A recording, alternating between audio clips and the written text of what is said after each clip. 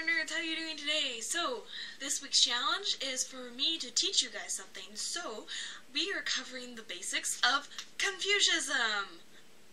Acceptable fame is now injectable process. The progress, this core is critical. Faith is unavailable. Life become incredible. But Chloe, what is Confucius? Confucianism is many things. It can be applied in 4 different ways. The first is a code of conduct. The second is a political philosophy. The third is a way of organizing society in a hierarchy. And the fourth, intellectual tradition.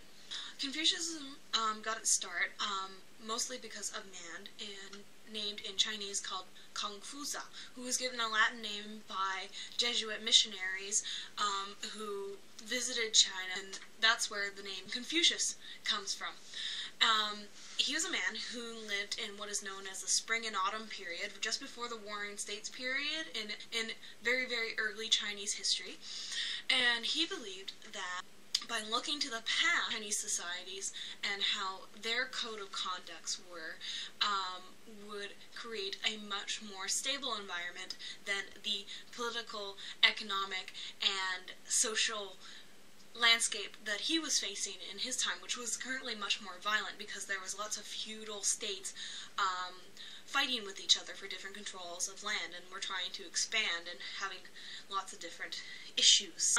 His core beliefs was that a person was not important as an individual, but was able to make an impact through the relationships and the connections that they made throughout their life. And that's sort of the basis of Confucianism, is based on the 5 relationships and the 3 bonds. The 3 bonds are actually included in the 5 relationships, and they are husband to wife, parent to son, ruler to subject, and then the additional 2 in the 5 relationships are younger brother to older brother and friend.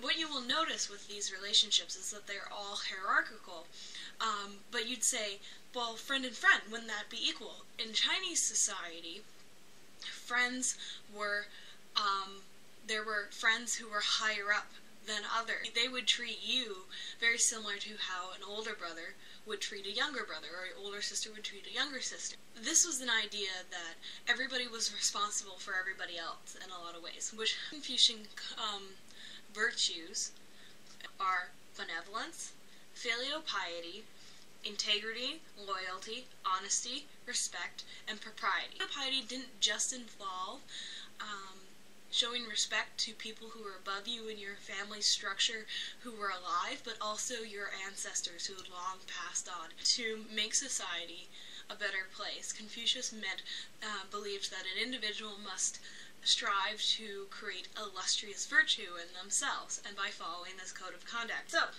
why am I teaching you all this? This plays into a lot of how Chinese society has evolved, how Chinese society has worked in political, bureaucratic sense.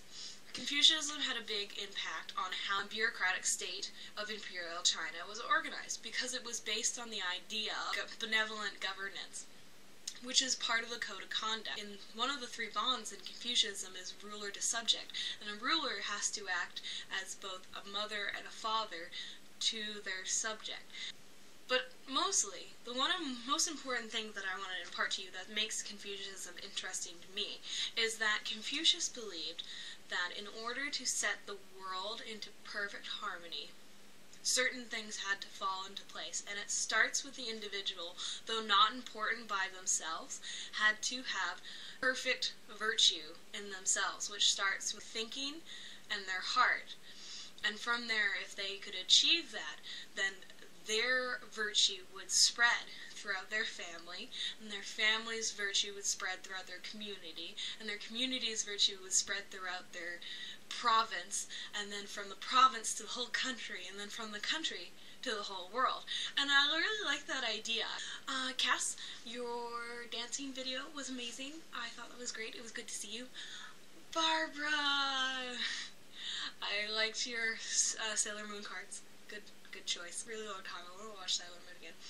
Paul, your dance was fucking hilarious. Excuse me for swearing. I watched it twice. It was incredible.